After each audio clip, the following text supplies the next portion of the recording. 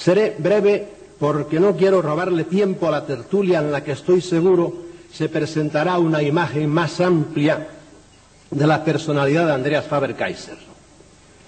¿Qué entiendo por escritor maldito?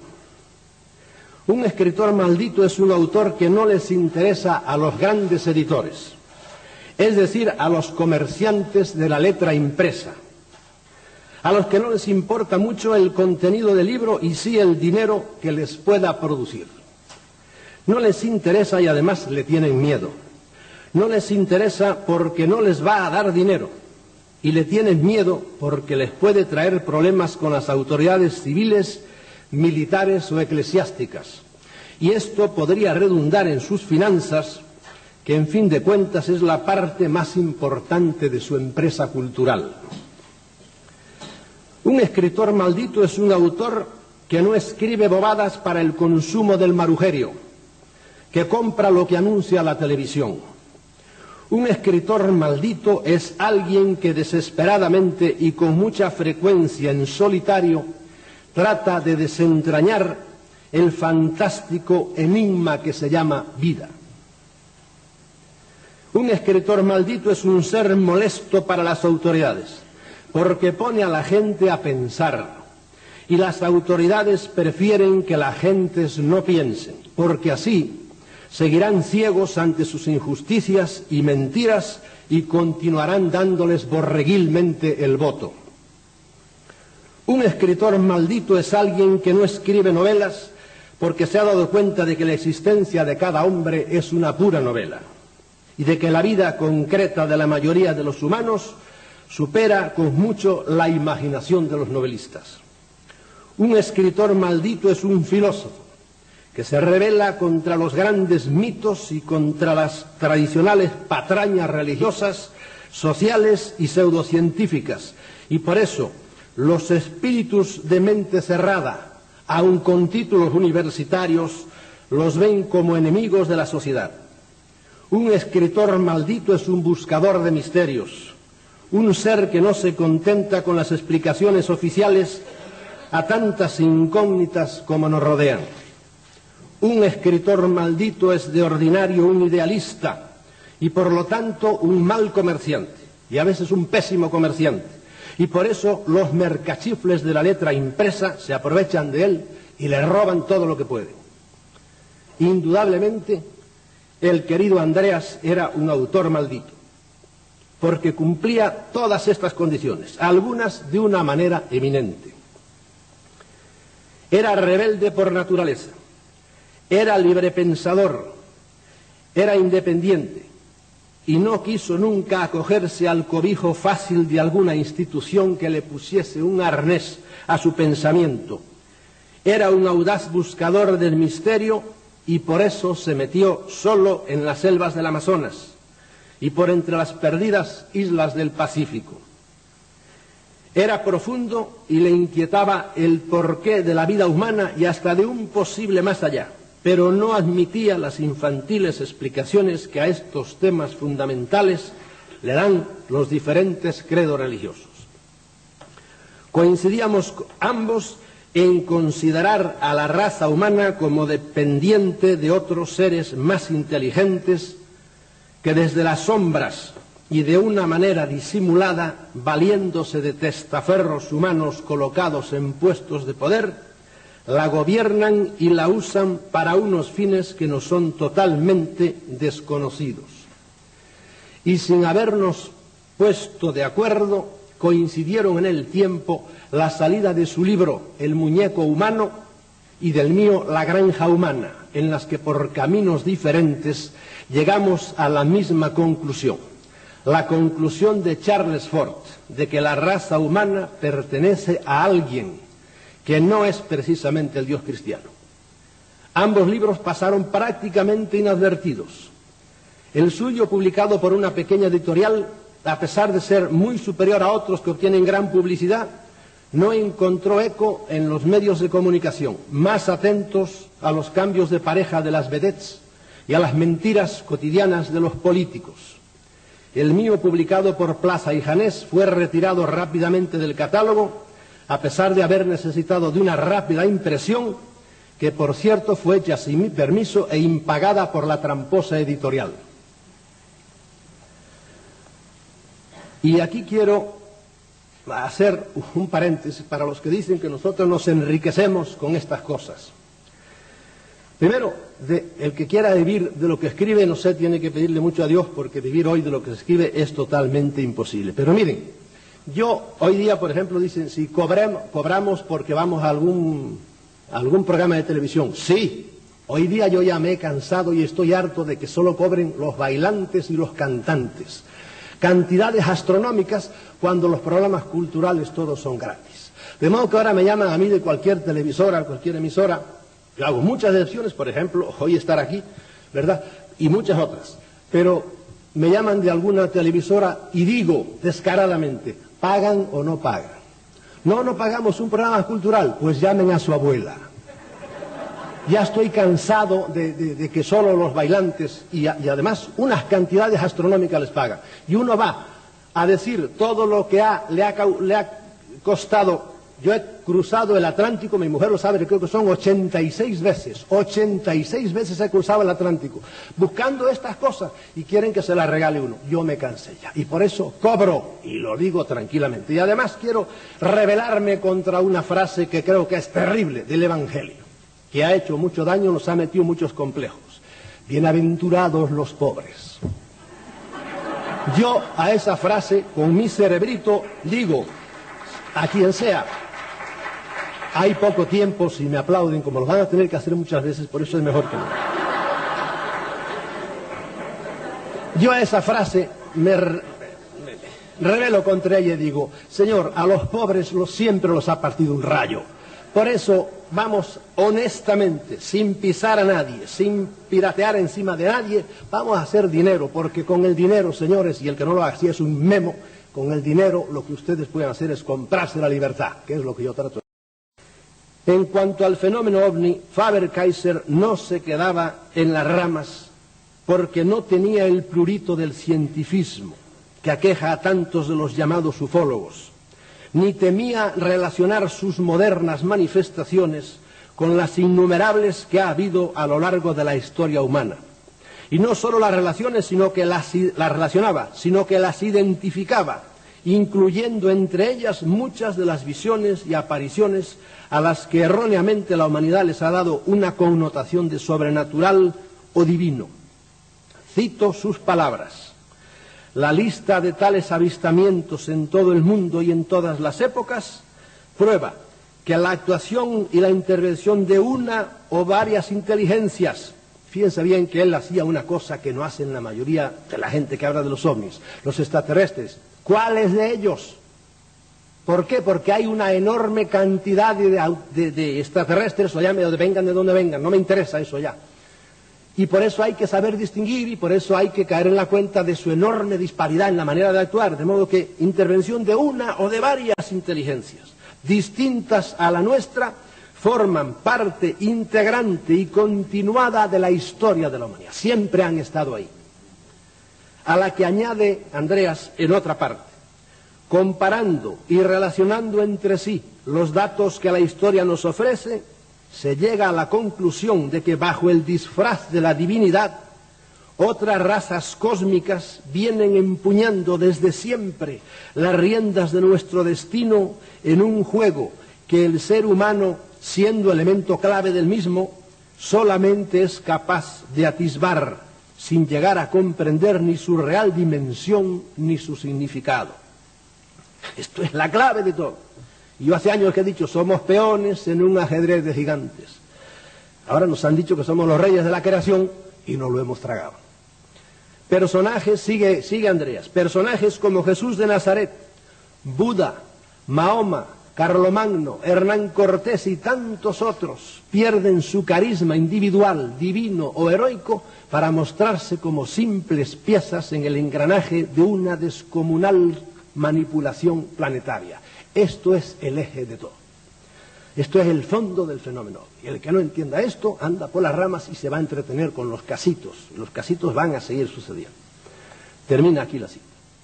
Admitir esto es ir directamente a la médula de todo el fenómeno ovni y a su explicación radical. Y mientras la ovnilogía y las grandes autoridades del planeta y la masa de los seres humanos no lo admitan, y mientras la humanidad entera no se rebele contra esta situación, seguiremos siendo un triste rebaño de borregos semirracionales, inconscientemente dirigidos por unos seres suprahumanos que nos tienen distraídos con creencias religiosas diversas y enzarzados en continuas peleas entre nosotros, y que no nos dejan evolucionar para así tenernos permanentemente a su servicio.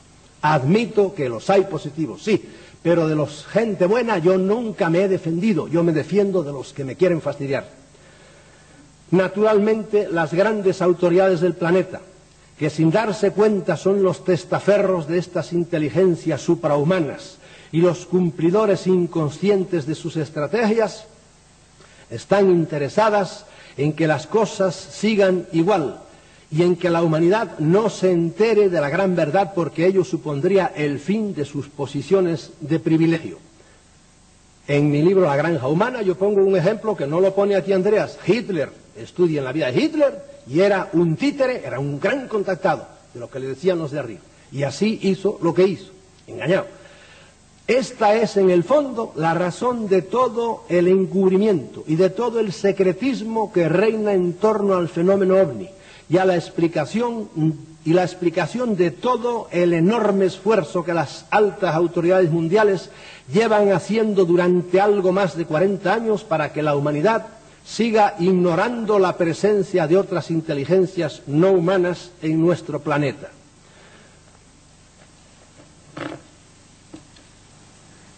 Y en este particular tenemos que decir que los grandes medios de comunicación o se han dejado engañar como chinos o se han vendido interesadamente haciéndose cómplices de la gran traición de la megaciencia y de los políticos. Cuando no hace mucho tiempo en Inglaterra aparecieron aquellos dos payasetes diciendo que ellos eran los que hacían los misteriosos círculos que aparecían en los campos de trigo y alfalfa, los grandes medios de comunicación, que tan reacios son para publicar cualquier cosa que se refiera al fenómeno ovni, inmediatamente se prestaron a propagar la estúpida noticia. Dio la impresión de que todas las agencias de noticias del mundo obedecían a una orden, pero posteriormente no quisieron reconocer la falsedad de la información que tan irresponsablemente habían publicado. Comenté con Andreas por teléfono esta noticia y estuvo totalmente de acuerdo conmigo en considerar como un ejemplo típico de manipulación mundial de la opinión pública. Recuerdo aquí, no sé quién era, en la televisión española, por supuesto, con qué sonrisa lo decía, se había descubierto ya el secreto de aquellas cosas, cuando nada más a oírlo yo dije, pero qué cretinada más grande, no tenía idea de lo que decía. Círculos que aparecían a 100 kilómetros de distancia en la misma noche, etcétera, etcétera, etcétera. Bien. En cuanto a la posición de Andreas ante la ciencia engreída y despreciadora, tengo que decir que compartíamos un punto de vista totalmente coincidente. La megaciencia no solo no admite el arcano o cualquier cosa que suene a trascendente, sino que aprisionada en sus propias teorías y postulados míopes, no tiene posibilidad de admitirlo. Y por eso desprecia a todos los que, como Andreas, intentan sobrepasar las limitaciones de los conocimientos de la lógica humana. Un ejemplo, el muy culto catedrático de la Universidad de Oviedo, señor Gustavo Bueno, al que ustedes puede ser que hayan visto en la televisión porque actúa muchas veces y es un hombre cultísimo, en su libro El animal divino, un profundísimo ensayo sobre una filosofía materialista de la religión, por seguir ciertos principios filosóficos demasiado exclusivamente humanos, es incapaz de trascender la embrionaria racionalidad humana y de llegar a esas otras realidades de las que estamos hablando. Aunque para ello tenga que dejar de lado verdades evidentes de las que hoy no podemos tener duda alguna, como es la presencia en nuestros cielos de objetos volantes tripulados por seres inteligentes no humanos. ¿Y por qué sabemos que están tripulados? Por las cosas que les vemos hacer. No puede dudarse de que alguien está dentro que tiene inteligencia cuando ves a ese aparato hacer las cosas que hace. Pero ellos, que son tan inteligentes, no llegan a dar ese saltito que hay que hacer, esa deducción. Y ya va siendo hora de que perdamos el complejo de que hablar de los ovnis no es científico y de que solo los científicos son capaces de distinguir lo verdadero de lo falso. El profesor Gustavo Bueno, en su libro El animal divino, irremediablemente cae en la anticientífica actitud de negar el testimonio de millones de testigos altamente cualificados. Como yo decía el otro día en la televisión, dígame, ¿qué prueba tiene usted de que el hombre ha estado en la luna? Y los cogió un poco de sorpresa. No hay más que una prueba, es el testimonio humano. ¿Y qué más? Y papeles, muchos papeles. No hay más. Pues mira, eso mismo tenemos los que defendemos a los ovnis. Testimonios humanos por millones. Y luego papeles. ¿Y qué papeles tienen ustedes? Yo les enseño, mire, radar del ejército belga. Esto es radar tan bueno como el de ustedes. Pero ¿qué va? No lo admiten. Solo ellos saben lo que es bueno y lo que es malo. Le pasa al ilustre profesor Gustavo Bueno lo que le pasa en ocasiones a los jueces, que por tener que atenerse a lo que dice la ley, se ven obligados a dar una sentencia injusta. Esto se pasa muchas veces, la ley dice eso, y este señor es inocente. Pero señor, usted sabe, sí, este fue el que lo hizo, pero la ley me obliga a hacer esta estupidez. En nuestro caso, por seguir principios lógicos y epistemológicos, se llega a un error. Pero a eso tenemos que objetar que amicus Plato, sed magis amica veritas. Perdónenme el escupitajo latino este. Soy amigo de Platón, pero soy más amigo de la verdad. La complejidad del cosmos no está aprisionada por la infantil lógica humana y la supera infinitamente. Como ellos dicen, no pueden llegar por las distancias. Luego, si no pueden llegar, no están aquí. Es imposible que estén aquí. Yo digo todo lo contrario, también usando mi cabecita. Están aquí, porque los he visto. Luego, pueden llegar. ¿Cómo? Yo no sé cómo pueden llegar, pero llegaron.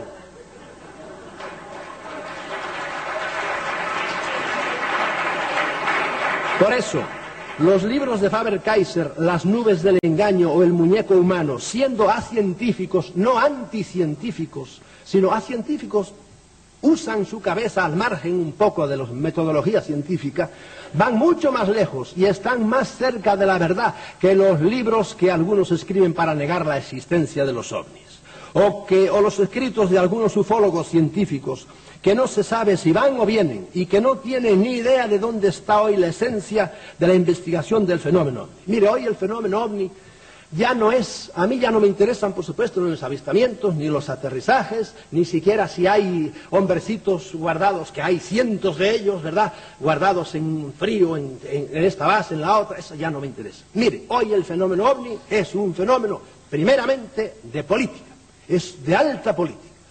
Las grandes autoridades del mundo no saben qué hacer con esto, con esta terrible verdad que tienen en las manos, que se les está yendo de las manos. De modo que primero es un problema político. Segundo, es un problema ideológico. ¿Por qué? Porque aunque algunos científicos como Ruiz de Gopegui el otro día en la televisión lo negaran, la idea, el conocimiento para la humanidad de que realmente hay unos seres ahí que no son humanos es terrible para la humanidad. Primero, para lo religioso. Es ácido sulfúrico para las creencias religiosas. Para mí lo fue. En cuanto yo empecé a pensar, ¿y esos no están redimidos? Y esa gente que es Jesucristo para ellos. Y esa gente cree en la Biblia. Y a mí se me desmoronó todo, absolutamente, cuando me convencí de que realmente había unos seres inteligentes que no eran humanos. Se vino al suelo todo el tinglado religioso. Segundo, para los militares, se caen de vergüenza al ver cómo se han caído. Cuando vinieron sobre Washington el año 50 y pico, no hubo escuadrillas de ellos. Fueron allá los aviones y esos hacían así, se iban para arriba. Y los pobres aviones con la lengua afuera volvían a buscar gasolina. Y bajaban los ovnis otra vez. Y volvían a subir, se iban para arriba y se rieron de ellos. Y al poco tiempo, a los pocos años, volvieron a repetir la dosis otra vez. Y eso para los militares admitir, por eso están siempre en Estados Unidos, que es donde se cuecen ahora las cosas, estas de los ovnis, es la National Security, la seguridad nacional que invocan siempre los militares, como si no fueran la más grande amenaza a la seguridad nacional ellos mismos. Pero siempre están hablándonos de la seguridad nacional, ese cuento que ya no se lo traen ustedes nunca. ¿Qué más? Para la ciencia, La ciencia no sabe cómo explicar cómo es posible que hayan andado desde la estrella más cercana que está a tantos millones de años luz. Empiezan a echar cuentas, porque se imaginan sus cohetes caminando por ahí echando humo por detrás, y no tienen otra manera de hacerlo. Es decir, que viene todo al suelo. Por lo tanto, hoy el problema ovni, el fenómeno ovni, es un problema ideológico. ¿Cómo se resuelve eso? Es un problema filosófico. Tercer nivel, el problema ovni, ¿qué es? Es un problema vital. ¿Cómo vamos a reaccionar la humanidad? ¿Cómo va a reaccionar ante eso? ¿Qué tenemos que hacer? Y no quiero entrar más a fondo en esto porque es terrible. Cuando la humanidad se dé cuenta de que estamos siendo invadidos, no con cañonazos, no van a dominar, no. Con esto, va a ser terrible. Yo cada vez que veo 100.000 jóvenes ante un gorila que está con una guitarra en la mano, dale que das, y 100.000 jóvenes ahí, y los he visto muchas veces porque estuve al día siguiente del primer gran festival multitudinario que fue en Woodstock. Al día siguiente fui yo allá y me quedé pasmado con todo aquello que vi allí. Yo digo, aquí ciertamente está habiendo una invasión. Lo que pasa es que algunos van a tardar todavía años en darse cuenta de eso. Esto fue un paréntesis.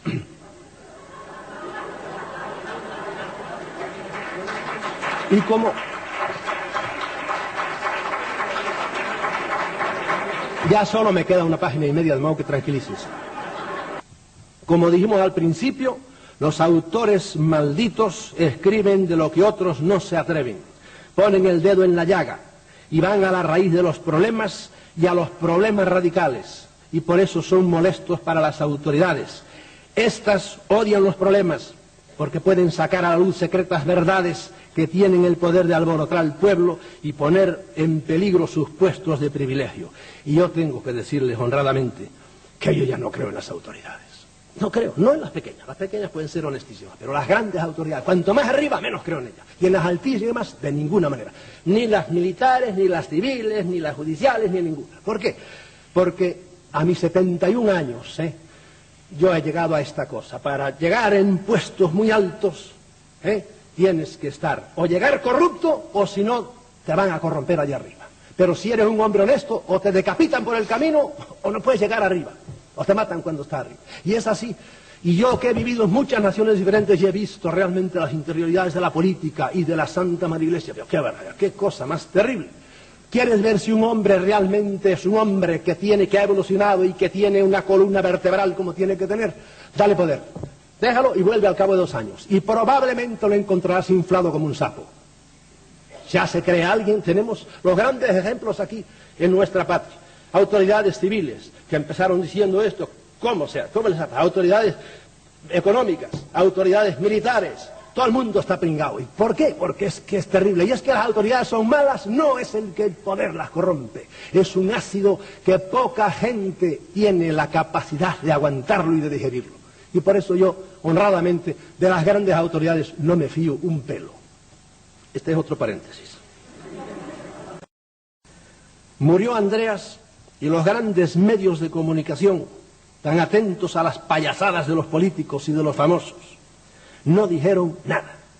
Y curiosamente, el mismo día de su muerte, en ese mentidero gubernamental llamado Televisión Española, que derrocha de una manera tan descarada nuestro dinero, en pleno telediario del mediodía y como parte de las noticias culturales, ese mismo día se dijo textualmente que la Martirio había cambiado su juego de peinetas. Ese mismo día. Eso es, para los genios que dirigen aquel medio de comunicación, una noticia cultural. Nada de extraño tiene que la muerte de una persona como Andreas no significase nada para ellos.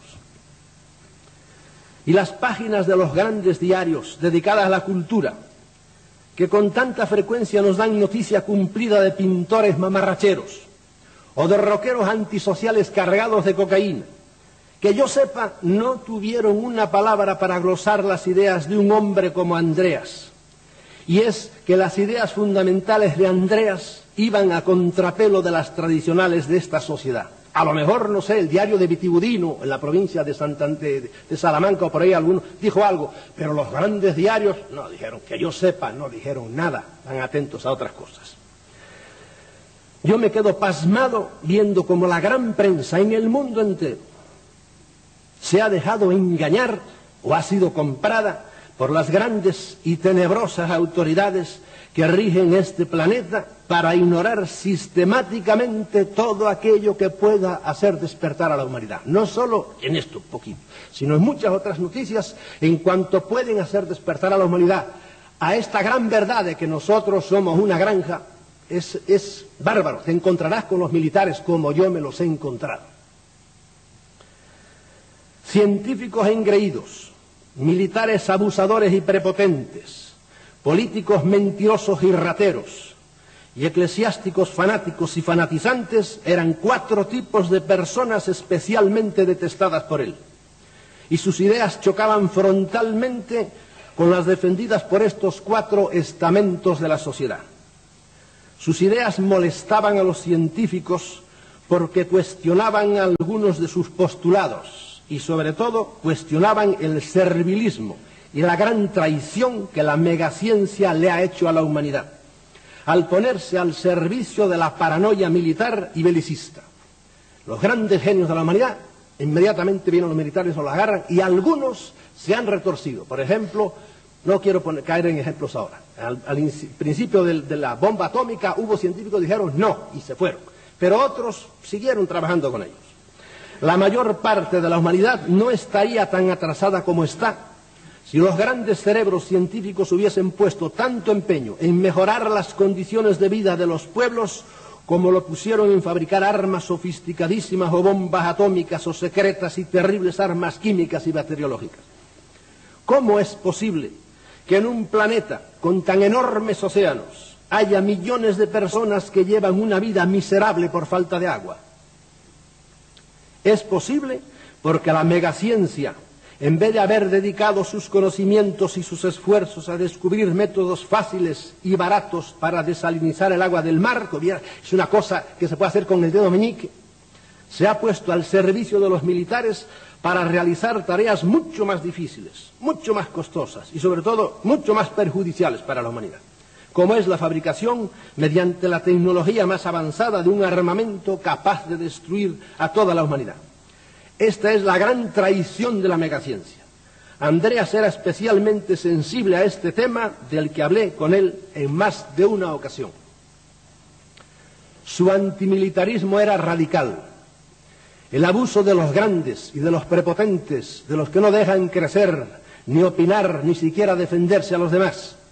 La idea de que todo puede arreglarse con la violencia de las armas. Recuerdo un día que, conversando en un receso del Congreso de Costa Rica, me decía: ¿quién librará a nuestra sociedad de los militares y, más que de sus personas, de la mentalidad militar?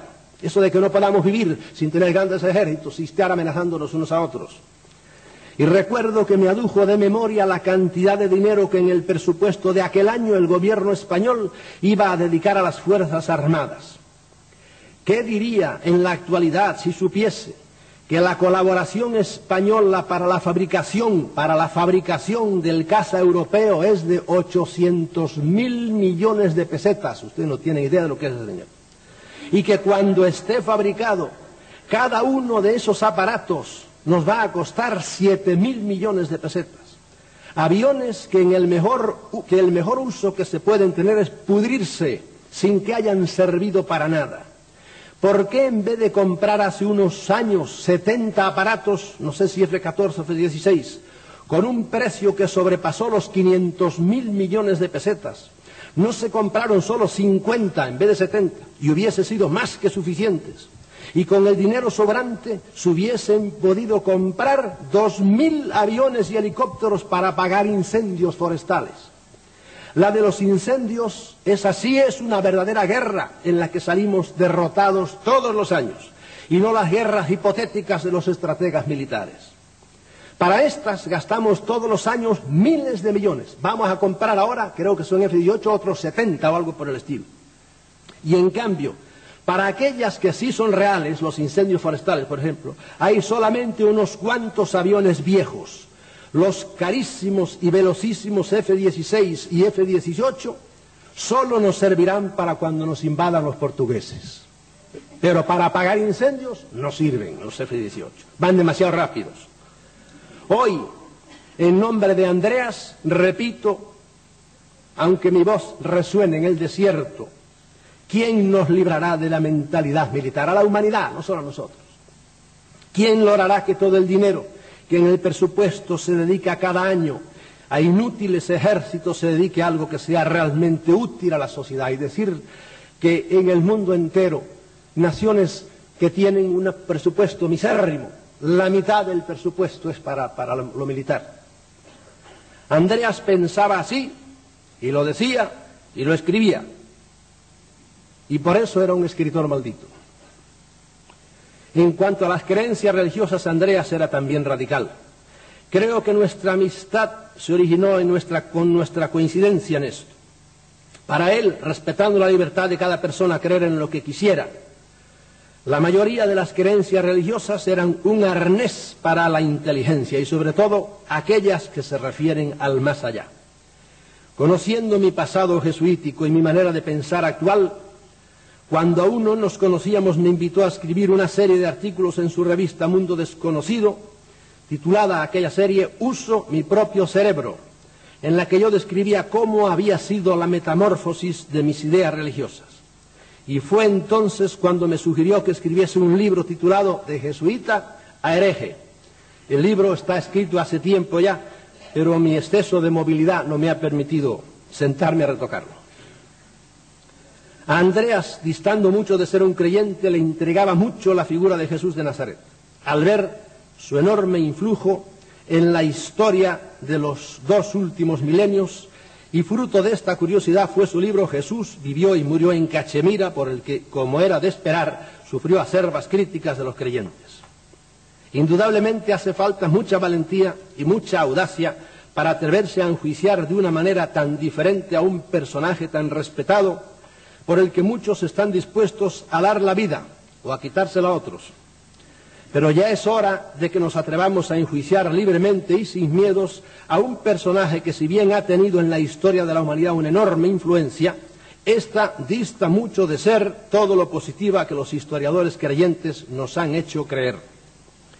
Muy al contrario de lo que estos hacen, que creen a ciegas porque la propia fe no les permite dudar, Andreas, como era en él costumbre, se documentó a fondo y viajó a la India para conocer directamente los hechos sobre los que iba a escribir. Y Andreas se nos fue. Y no hay en nuestra desquiciada sociedad suficientes escritores malditos como él, o de su talla, para desenmascarar tantas mentiras oficiales y tantos estúpidos tópicos sacralizados que mantienen entontecida la mente de las masas. Tópicos intencionadamente mantenidos por todo tipo de autoridades que le han cogido el gusto a sus poltronas y no las quieren abandonar.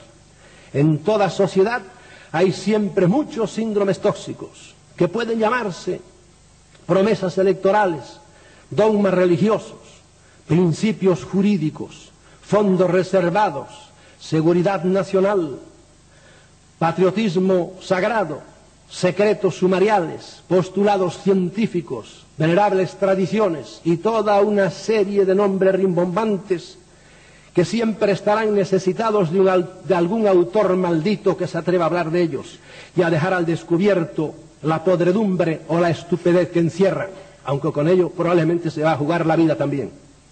Y esto sin esperar ningún premio literario, ni el reconocimiento de la sociedad y a veces ni siquiera la justa retribución de sus derechos de autor.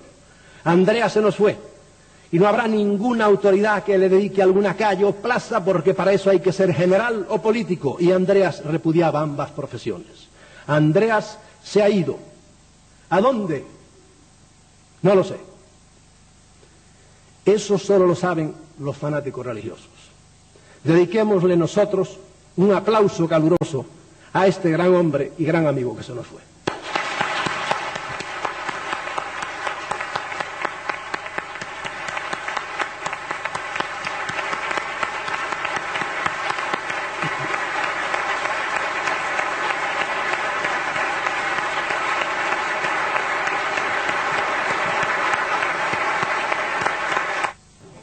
Hola, buenas tardes a todos. Vamos a ver, señor Freixedo, 2-3 preguntas muy rápidas y concisas. Cuando usted alude que las supuestas entidades se sirven de nosotros, ¿en qué manera? se sirven de nosotros. ¿Podría especificar de qué manera se sirven o intentan servirse? Si es a través de manera mental, a través de físico, ¿de qué manera? A ver si puede ser un poco más explícito. Segunda pregunta. Cuando alude también usted que tienen un gran interés para impedir saber la gran verdad o la verdad, ¿a qué verdad se refiere usted también? Puede ser más explícito. La verdad que supuestamente tienen interés de que no sepamos. Y la tercera pregunta es, vamos a ver si por una por todas sabemos si Andreas Faber-Kaiser se nos fue o lo han echado. Vamos a ver qué pasa aquí. Parece que pues no ha pasado nada. Se ha ido, pero ¿de qué manera se ha ido? Vamos a ver, que nadie se rasgue las vestiduras, si hay pruebas de que se ha ido o lo han echado, o lo han ido echando. Porque parece ser que Andreas Faber-Kaiser, últimamente, se estaba reponiendo de una supuesta enfermedad y de golpe porrazo desaparece y sin más ni más, pues se nos va. ¿Se nos va o lo han echado? Esta es mi pregunta. Vamos a ver si se empieza a decir cosas, porque parece que aquí no ha pasado nada. ¿Hay miedo? ¿No hay miedo? ¿Qué pasa? ¿Quién está detrás de todo esto? ¿Se pueden decir nombres? ¿No se pueden decir nombres? Ustedes tienen las manos atadas, pues díganlo y entonces ya me callo y sin más. Gracias.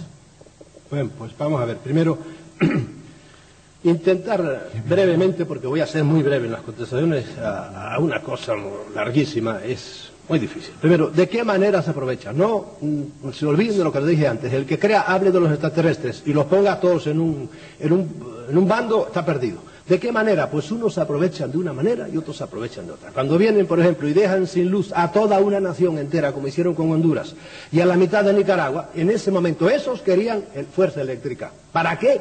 A lo mejor para hacer, qué sé yo, un postre. No sé para qué la querían, pero de hecho lo hicieron. Entonces, en los casos que ustedes ven que se llevan animales, ¿verdad?, pero en cantidades tremendas, no en las quimbambas, aquí en España también, hasta el sesudo, el serísimo periódico El País, lo ha dicho a veces, por supuesto no dice que son los extraterrestres, pero yo sí sé que son, ¿verdad?, ciertos, ¿verdad? Bien, en ese caso quieren ciertas vísceras de esos animales, ¿verdad? Cuando se meten a hacer, qué sé yo, experiencias genéticas con mujeres, y para eso lean, ¿entienden? Lo que tienen que hacer es que si se enteran de un problema, lean, entérense, documentense.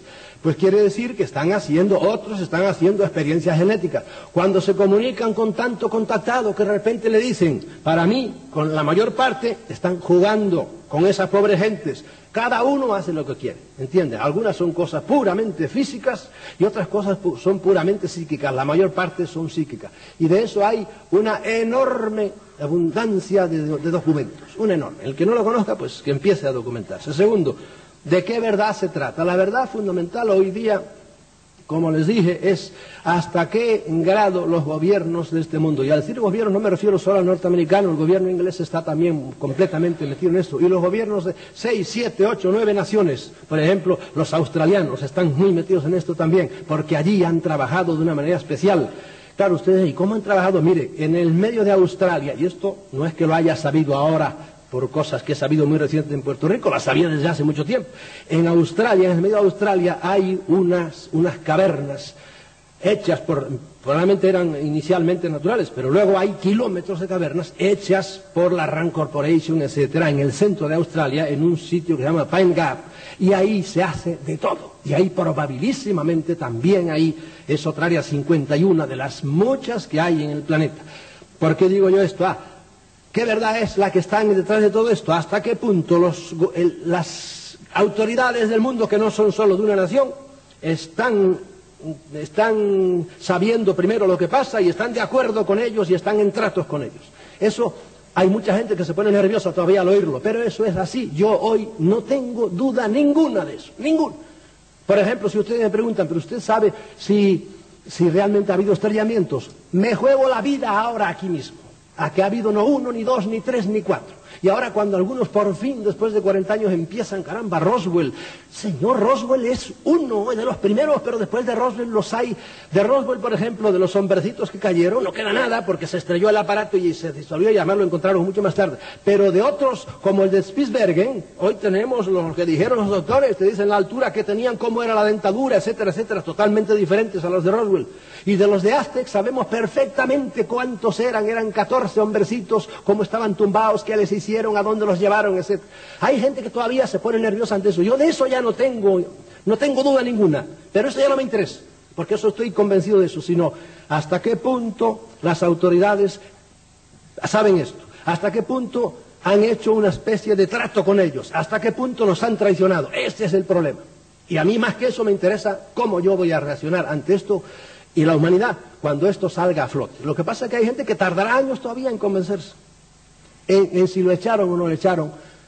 Yo pienso muchas cosas, pero no tengo prueba de nada. Pero eso sí, yo sé que hay ciertas gentes, cuando un pobre diablo dice cosas terribles, insulta al gobierno, no pasa nada. Pero cuando un Mario Conde, o cuando un señor Roldán o por ahí, amenazan con decir algo, tiembla todo el mundo, porque ya no es Pepe Rodríguez el que habla, no, es eso. Y cuando alguna persona que está colocada en alto a lo largo de los años, vamos viendo fulano cómo se murió, caramba, qué manera rara de morir, y fulano cómo se murió, qué manera rara de morirse, así salpicados, uno sospecha de que hay manos misteriosas, y hoy les advierto que hay unas maneras de matar sutilísimas. Hoy si te quieren matar, te mandan con un cáncer al colon, o con un, qué sé yo, con cualquier cosa, sobre todo con cánceres, en 6 meses te mandan a todo el mundo y te mueres de muerte natural, nada de natural. Te bombardearon desde el otro lado de la habitación, a lo mejor, ¿entiendes? En el hotel donde estás te ponen toda la noche una cosa y te mandan al otro mundo, etcétera, etcétera. Hoy es muy sofisticado la manera de actuar de esta gente. ¿Qué le hicieron a Andrea? No tengo la menor idea. Nada más se me ocurre pensar que puede ser que haya habido algo de esto.